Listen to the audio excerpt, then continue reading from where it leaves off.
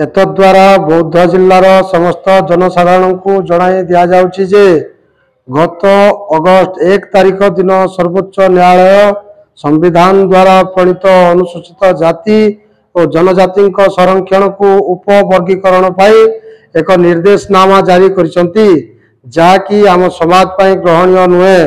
सर्वभारतीय स्तर में SC ST समन्वय समिति या विरोध करी आसंता 21/8/2024 तारीख बुधवार दिन भारत बंद डाकरा देइछंती।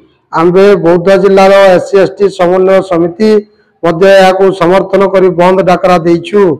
समस्त दुकान बाजार जानवाहन सरकारी बेसरकारी स्कूल कॉलेज और सरकारी बेसरकारी कार्यालय आसंता 21/8/2024 तारीख बुधवार दिन सकाळ 6टा रु संध्या 6टा पर्यंत बंद रहिबो। एणु यही बंद डाकरा को समर्थन और सहयोग करने विनीत अनुरोध।